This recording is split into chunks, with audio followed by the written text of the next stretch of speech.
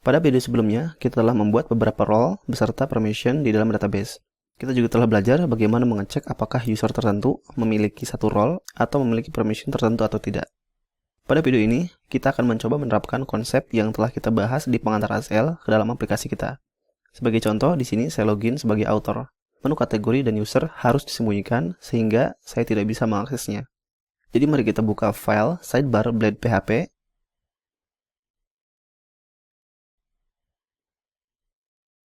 Dan Laratrace menyediakan fungsi blade role untuk mengecek apakah user yang sedang login memiliki role tertentu atau tidak. Jadi link ini akan ditampilkan jika user yang sedang login memiliki role admin atau editor. Dan link user harus ditampilkan jika user yang sedang login memiliki role admin. Mari kita lihat. Sekarang link kategori dan user hilang. Halaman backend terlihat aman. Tetapi sebenarnya tidak. User yang sedang login ini masih bisa mengaksesnya melalui URI. Jadi sebenarnya, kita tidak cukup melindungi aplikasi dari sisi klien atau dalam presentasi saja, tetapi juga di server side. Untuk melakukannya, mari kita buat middleware baru. Misalnya, check permission middleware, atau dengan nama lain yang Anda suka.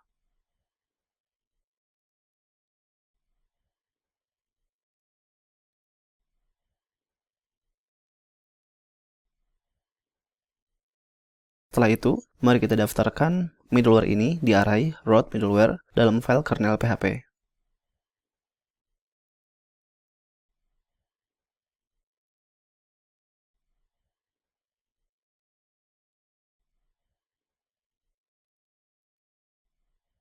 Mari kita terapkan middleware ini pada seluruh kontrol backend.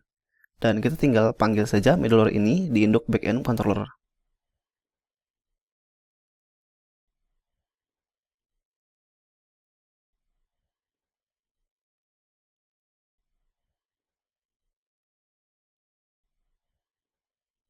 Jadi, check permission middleware ini akan digunakan untuk mengecek permission dari user yang sedang login ketika mengakses controller blog, categories, dan users. Sekarang mari kita buka check permission middleware. Pertama-tama, kita perlu tahu controller dan metode yang sedang diakses. Di sini, kita bisa memanggil request route get action name. Mari kita lihat. Ini controller dan metode yang sedang kita akses. Kategori controller index. Mari kita coba URI lainnya.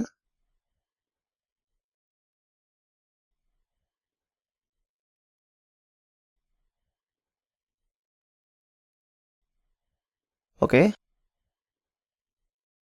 Mari kita tampung ini dalam variable, misalnya current action name. Kemudian kita perlu pecah controller dan metode menggunakan PHP built-in function explode. Kita pecah menggunakan karakter add.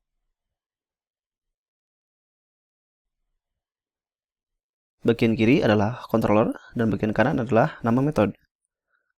Sekarang mari kita diadem lagi.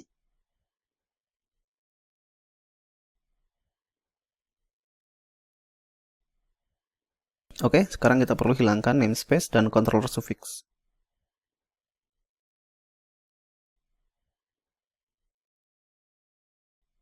Kita bisa lakukan dengan memanggil fungsi php strreplace.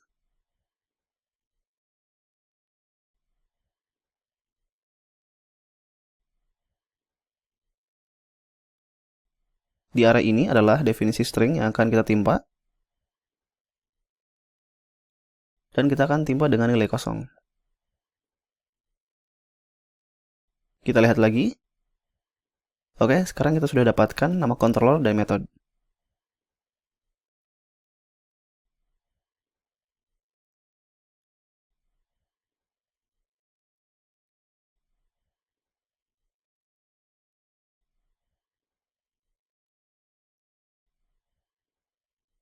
Dan tentu saja, kita perlu mengetahui user yang sedang login.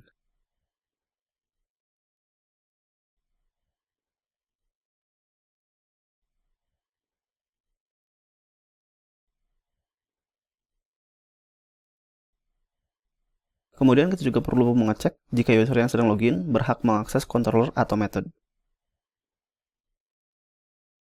Jika Anda masih ingat, kita mendefinisikan permission seperti ini. CRUD post, update other posts, CRUD user, CRUD kategori.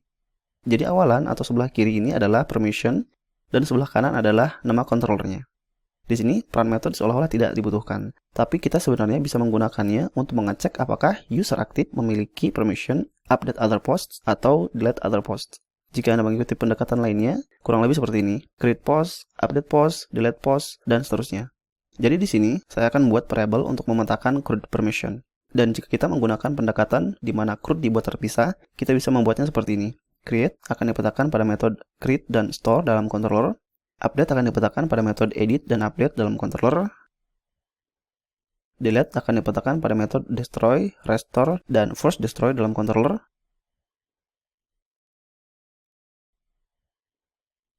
Permission read akan dipetakan pada index dan view dalam controller. Sekarang kita menggunakan cara yang simple, jadi mari kita buat permission CRUD dan memetakannya pada semua RESTful method dalam controller.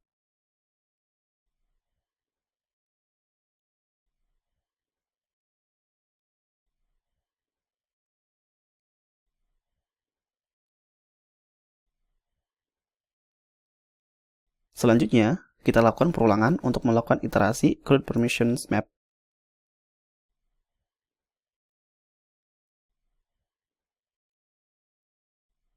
Jadi di sini kita akan cek apakah metode yang sedang diakses ada dalam list method. Kita akan cek permission dari user.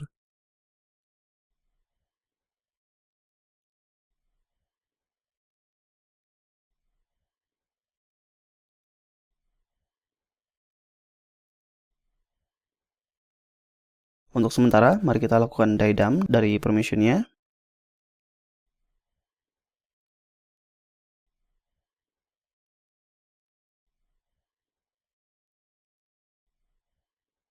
Di sini kita dapatkan CRUD block, yang artinya nanti ketika kita akses kategoris, hasilnya adalah CRUD kategoris. Ketika mengakses users, hasilnya adalah CRUD users.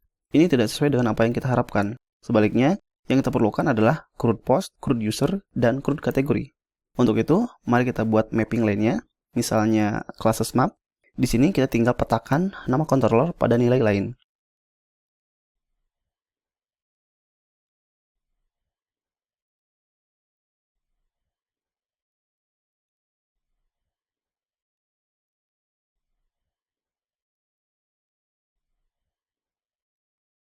Jadi di dalam if block ini, mari kita ambil nama kelasnya.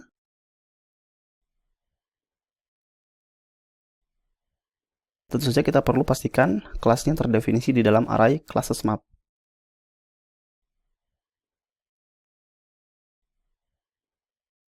Saya hampir lupa titik koma di sini. Dan tentu saja kita perlu ganti menjadi class name. Mari kita lihat. Oke, sekarang sudah seperti yang kita harapkan. Mari kita hapus baris ini. Dan di sini kita lakukan cek jika user aktif tidak memiliki permission, tolak apa yang di request.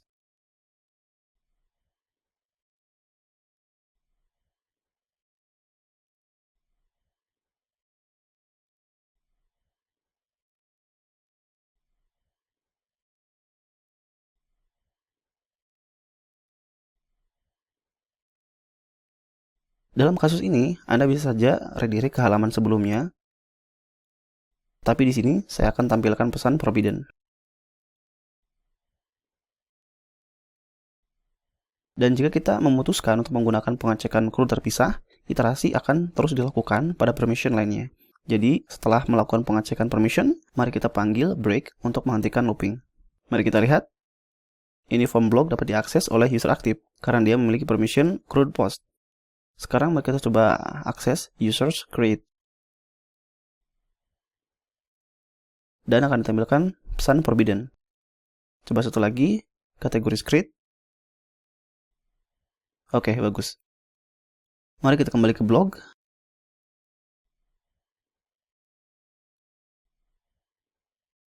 Di sini saya login sebagai author, masih bisa mengakses tulisan dari user lain. Bagaimana kita memproteksinya? Mari kita kembali ke editor. Dan di sini mari kita tambahkan cek lainnya. Jika class name adalah post,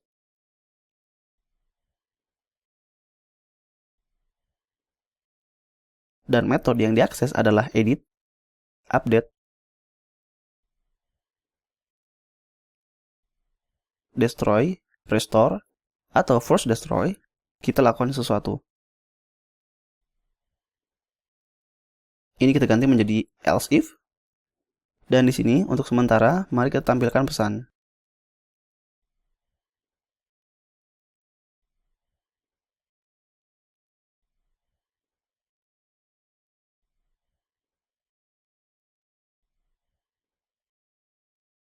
Mari kita coba klik tombol edit.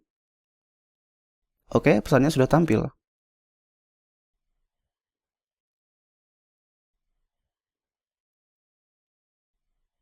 Sekarang mari kita hapus baris ini.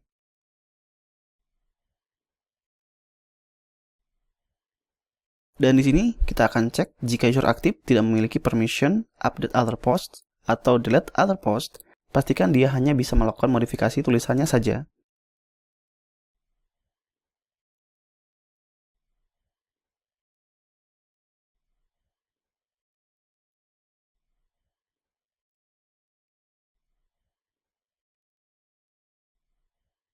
Jika user aktif tidak memiliki permission update other post,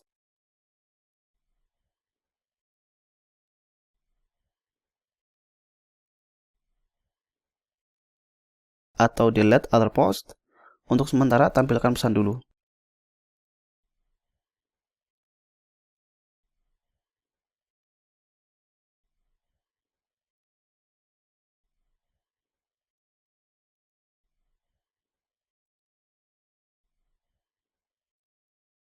Kita coba.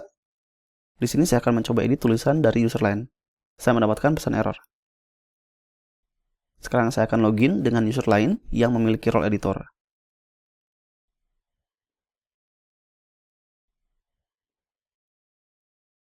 Coba edit. Dan tidak ada error, sebab editor memiliki permission update other post. Sekarang saya akan coba edit tulisan milik user aktif. Dan ternyata errornya masih ada.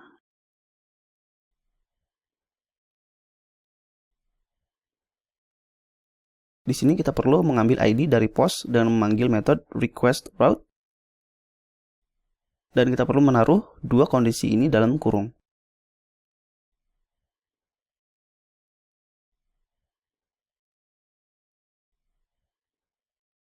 Selanjutnya, mari kita ambil post berdasarkan ID. Kita perlu import namespace-nya di atas, atau seperti ini juga bisa. Kemudian kita cek jika kolom author ID dari post tidak sama dengan ID dari user aktif. Kita tampilkan pesan kesalahan. Mari kita lihat. Sekarang errornya hilang, karena tulisan ini adalah milik user aktif. Tetapi, jika saya coba edit tulisan dari user lain, saya akan mendapatkan error. Di sini saya ganti pesan error menjadi forbidden access. Mari kita lihat editor.